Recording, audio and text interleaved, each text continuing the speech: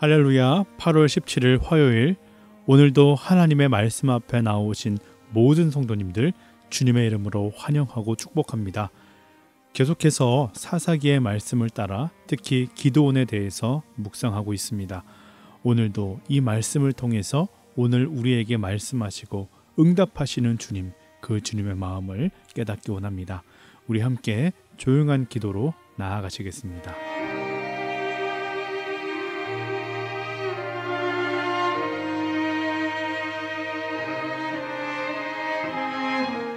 아멘. 오늘 우리에게 주시는 말씀 사사기 6장 33절에서 40절 말씀입니다. 그때 미디안과 아말렉과 동방 사람들이 다 함께 모여 요단강을 건너와서 이스라엘 골짜기에 진을 친지라. 여호와의 영이 기드온에게 임하시니 기드온이 나팔을 불매 아비에셀이 그의 뒤를 따라 부름을 받으니라. 기드온이 또 사자들을 온 므낫세에 두루 보내매 그들도 모여서 그를 따르고 또 사자들을 아셀과 스불론과 납달리에 보내매 그 무리도 올라와 그를 영접하더라. 기드온이 하나님께 여쭈되 주께서 이미 말씀하신 같이 내 손으로 이스라엘을 구원하시려거든 보소서, 내가 양털 한 뭉치를 타작마당에 두리니 만일 이슬이 양털에만 있고 주변 땅은 마르면 주께서 이미 말씀하신 같이 내 손으로 이스라엘을 구원하실 줄 내가 알겠나이다 하였더니 그대로 된지라. 이튿날 기드온이 일찍 일어나서 양털을 가져다가 그 양털에서 이슬을 짜니 물이 그릇에 가득하더라. 기드온이 또 하나님께 여쭈되 주여, 내게 노하지 마옵소서. 내가 이번만 말하리이다. 구하옵나니 내게 이번만 양털로 시험하게 하소서. 원하건대 양털만 마르고 그 주변 땅에는 다 이슬이 있게 하옵소서 하였더니 그 밤에 하나님이 그대로 행하시니 곧 양털만 마르고 그 주변 땅에는 다 이슬이 있었더라. 아멘. 이 말씀은 살아계신 하나님의 말씀입니다. 하나님께서는 미디안의 압제로 고통 속에 살고 있는 이스라엘 백성들이 하나님 앞에 간절히 간구할 때 기드온에게 나타나십니다. 그리고 그를 큰 용사여 여호와께서 너와 함께 계시도다 말씀하시며 그를 부르셨습니다.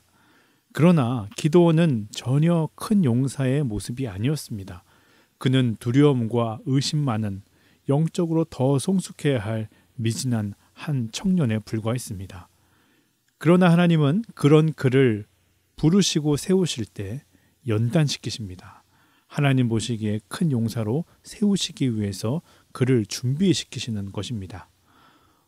어제 본문에서 묵상했던 것처럼 하나님은 먼저 그에게 정결을 요구하시며 바알의 제단을 파괴하고 아세라 목상을 찍어버리게 하셨습니다. 그리고 하나님께 제단을 쌓고 번제를 드리라고 하십니다. 기드온은 두려웠지만 그 명령을 온전히 수행하게 됩니다. 이어지는 오늘 본문에서 기드온은 하나님께서 주신 사명들을 본격적으로 시작하게 됩니다.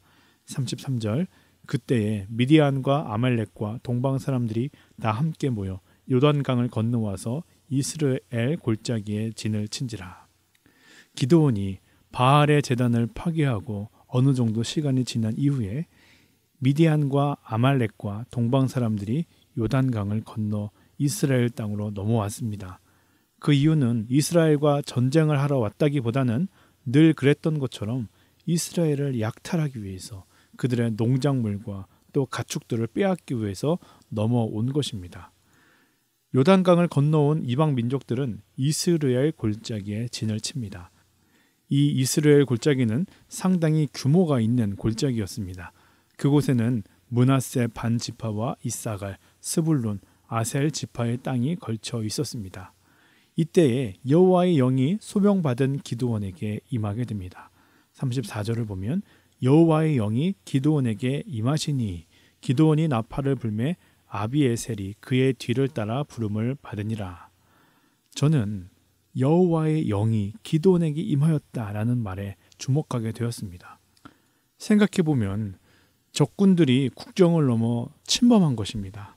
그리고 이스라엘 상황이 어떻습니까? 가뜩이나 그 미디안에게 수탈당하고 빼앗겨서 힘들게 고통 속에 살고 있는 상황 속에서 그 원수 같은 적군들이 또 쳐들어왔다는 소식을 들을 때 이스라엘 민족의 한 사람으로서, 한 청년으로서 그 마음속에 의분이 일어날 수 있지요.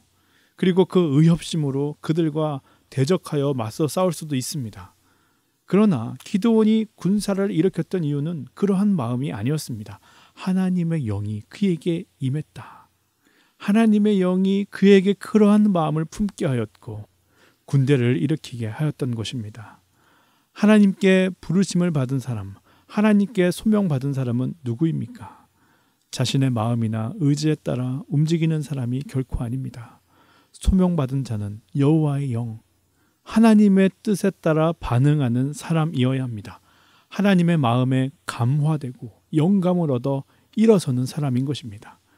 주님의 명령에 따라 하나님의 일을 내가 대신해서 하는 것입니다. 그것이 사명받은 자, 사명자의 모습인 줄 믿습니다. 여호와의 영이 기드온에게 임하였고 그는 그 이끄심에 따라 나팔을 불어 함께할 군사를 모집합니다. 가장 먼저 기드온이 속한 므낫세의 아비에셀 족속이 그의 뒤를 따르게 됩니다. 기드온은 이스라엘 골짜기의 접경 지역에 살고 있는 모든 족속에게 자신의 뜻을 전합니다. 35절을 보면 기드온이 또 사자들을 온 므낫세에 두루 보내매 그들도 모여서 그를 따르고 또 사자들을 아셀과 스불론과 납달리에 보내매 그 무리도 올라와 그를 영접하였더라.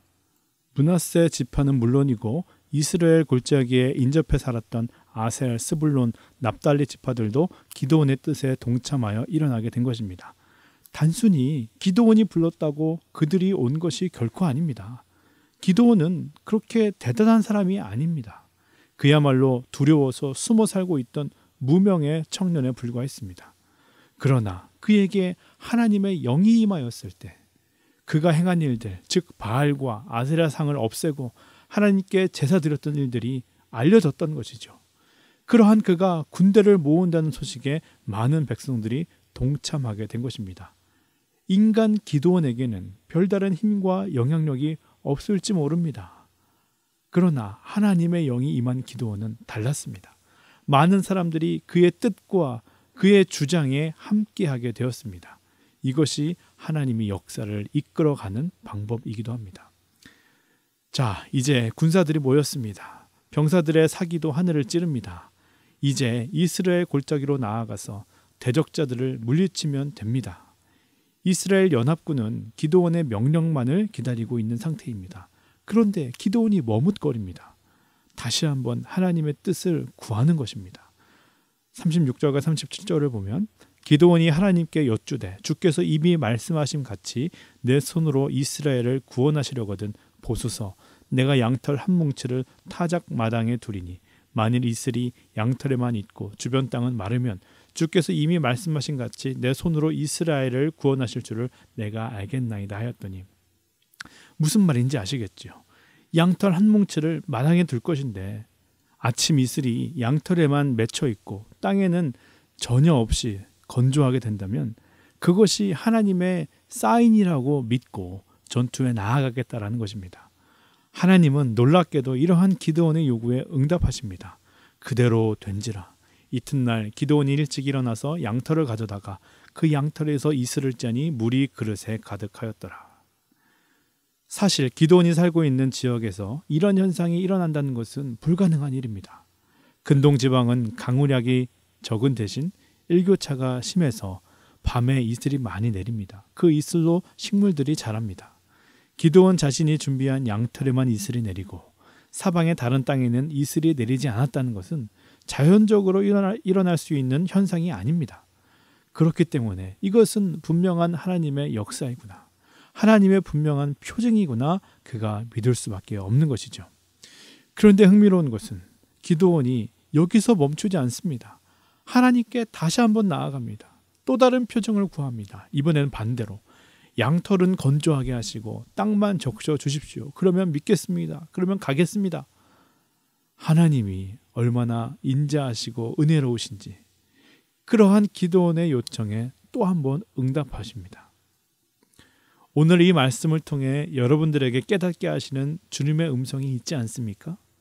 저는 이 기드온의 요청과 하나님의 반응을 보면서 하나님은 응답하시는 하나님이시구나.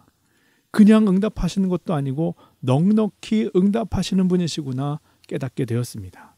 또한 모든 사람들에게 천편일률적으로 응답하지 않고 한 사람 한 사람에게 맞춰서 응답하시는구나 묵상하게 되었습니다. 기드온의 이러한 모습은 사실 무례하기까지 느껴집니다.